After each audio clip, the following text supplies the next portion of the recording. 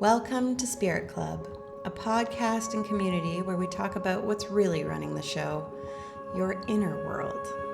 I'm Angel, your host, your guide, and your spiritual bestie.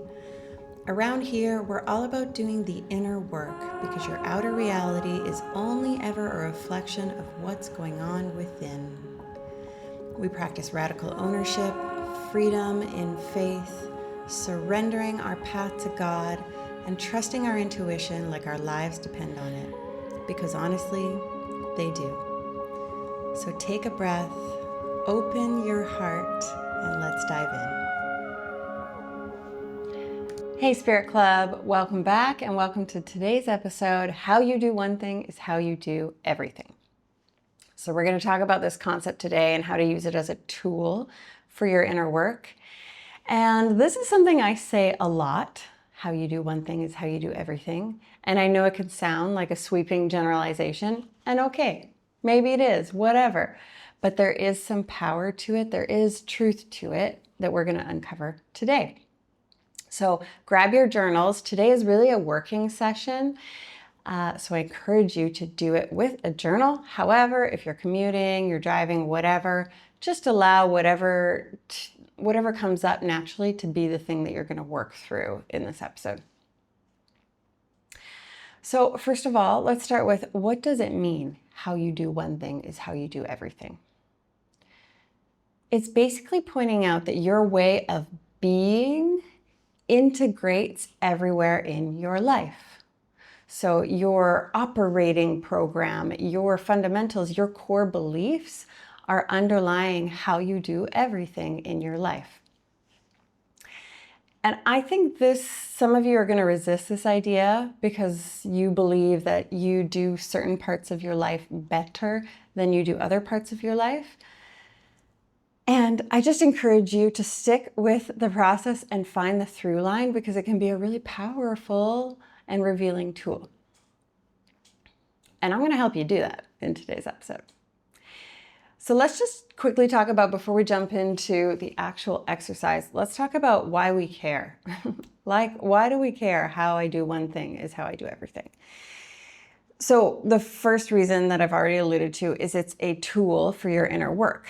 So it can bring awareness to the limiting beliefs, or not even limiting, just general beliefs or programming that is running the show in your life. And listen, guys, we all have blinders. We all have them. And this tool, this exercise, this concept can help bring to life the beliefs that are ready to shift in your life. Because you're still, you're going to go through the exercise and you're going to miss some things because we all have blinders. But the ones that come forward are going to be the ones that are ready for a shift in your life. We also care about this because if there's a part of you that believes that you are getting away with being a certain way in one part of your life and that not impacting the rest of your life, not true. So for example, maybe you're really critical of yourself. Maybe you have a lot of judgment towards yourself. You're really hard on yourself. You got some difficult self-talk going on, but you think, that's just how I treat myself. I don't treat others this way. I am willing to bet, I will gamble that you are really critical of your partner. I'm willing to bet that you are really judgmental of people in general, or that you're really hard on your fellow coworkers or whatever that is. It is going to integrate into the rest of your life. So don't think that you can just get away with that behavior just in one place. And not only can we use how I do one thing is how I do everything as a way to uncover and work through limiting beliefs, but we can also use it as a tool to expand into who we want to become. We can use it as a tool to expand into the life that we are working towards. So if who I am being is creating my reality, we've talked about that a lot in here. That is the truth. Who you be creates the reality that you live in, creates what you see, experience, think, feel. Then if you can you can like reverse engineer it. You can work on who you're being in one place, and then it will end up being who you're being everywhere. And then that can shift your reality. So I'll give you a more concrete example. So say you want a really easeful life, and right now and always your life has been a really like frantic, chaotic, busy life. Now, I highly suggest you work on the underlying programming, of course, but you can also start to be like, okay, well, if how I'm being is someone who's always in a rush, for example, I stop being someone who's always in a rush. And you start it somewhere and you allow that to leak into the rest of your life. And then next thing you know, you're experiencing a life that is slower and more easeful. Just like that, just so easy. But that's just an example of how it can be used as a tool in that way as well. And then also know that you can use this tool in like assessing new people coming into your life, businesses, places, things like that. So say you're dating and you're getting to know someone and you're having trouble relying on your intuition alone as to whether or not they're a good fit for you because you really want it to work or because you're really attracted to them. Well, how you do one thing is how you do everything. So watch how they treat other people. Watch how they treat their family and friends. Watch how they treat the service staff, because how they do that is going to bleed into how they treat you later on. Or say you're interviewing for a job and say, I don't know, they line up the interview last minute and there's a lot of pressure and there's a lot of expectations. Well, you better believe that that's what it's going to be like working for that company. There will be a lot of pressure. Things will be last minute. You know what I mean? So how they do one thing is how they do everything. How many times will I say that this episode? Many. Okay, let's move on. So before we get into the exercise of how you're going to apply this, if you love practical tools like this for doing the inner work, make sure that you subscribe, follow Spirit Club, and just give this episode a like or a share so that I can grow. Okay, got your journals out. So the first thing you're going to do is that you're going to list how you do each thing in your life, how you do one thing. So in your journal, I want you to make a bunch of categories. You'll have home, you'll have friendship, you'll have family, you'll have love, you'll have money, you'll have work, you'll have body, you'll have self, okay? Those are your categories. Add any that you feel are missing. I'm sure there are some. And then you're going to, under each category, you're going to list out how you do that category. So you're going to start with like sort of your subjective thoughts on the matter. So for example, I'll tell you how I did home. Home, things I listed out. Beautiful, aesthetic, striving for cohesiveness, perfectly clean, never enough, never clean enough, no clutter, intentional, light, spacious, quality things, although not necessarily expensive, often unfinished, things like that. So go ahead, take a minute, pause the episode if you like, and just list out how you do each one of those categories in your life. And once you're done going through how you think that you do it, make sure you take a more objective look as well. So look at the categories through the eyes of someone else in your life. Like look at it through the eyes of your friend or your family member and how they think you do it. So for example, for home, when I look through other people's eyes as how I do home, I added comfort, cozy, at home, like taken care of, stuff like that. So take a minute and do that now. Okay, now we've figured out how we do one thing, quote unquote. Now you're gonna take a highlighter or a different colored pen and you're gonna go through and you're gonna highlight patterns. So you're going to highlight where something has come up more than once. And they can be good or bad. I mean, I don't want to add morality to it. It can be things that you like about the way you do things and things that you don't like about the way you do things. And in fact, I hope that you find things that you like about the way you do things as a pattern. And what you might find is you'll find something that shows up, let's say it shows up in 2 places. Now go back through the categories and see, oh, does this pattern actually show up in other places and I overlooked it?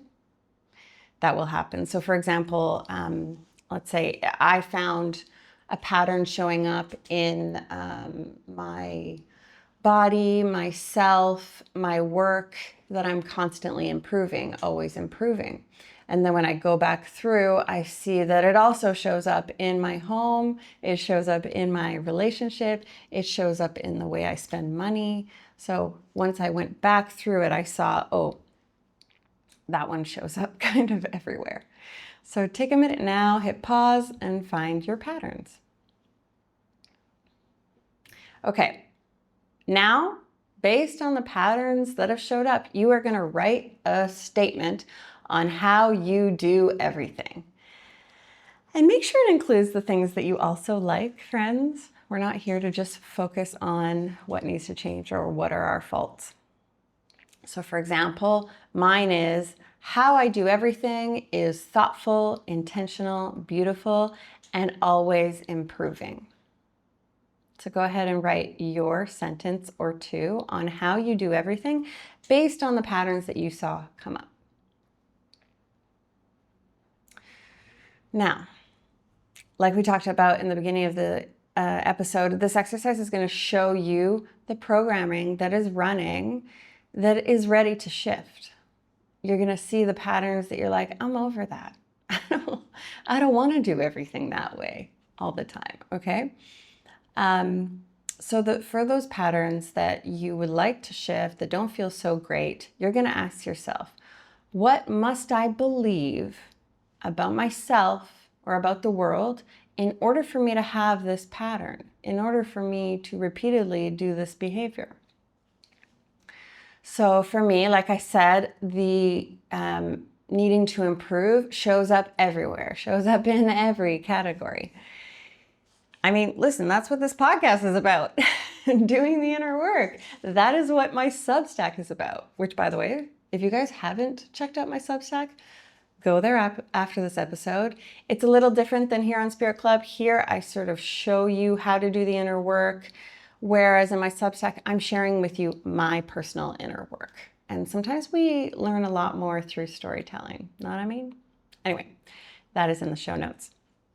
So this sort of always improving apparently is something I've built my life around. That is a big part of my identity. So when I sit with what is the belief that is running, that's having me execute this pattern, it's very clear, I am never good enough. I am never good enough. So take a minute, hit pause, and uncover your limiting belief that's operating underneath the surface. Okay, finally, you guessed it. We are going to work on finding a more supportive belief, a more empowering belief than that limiting belief, a belief that will serve us better. And if any of you have worked with me before, you know that, in my opinion, simply reversing the belief isn't always the most powerful new belief. It needs to be something that you can get behind.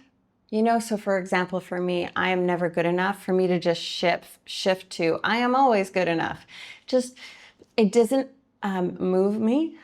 And so you need to find something, and this is a great opportunity to use your intuition, find something that actually you can get behind, that feels good and moves you.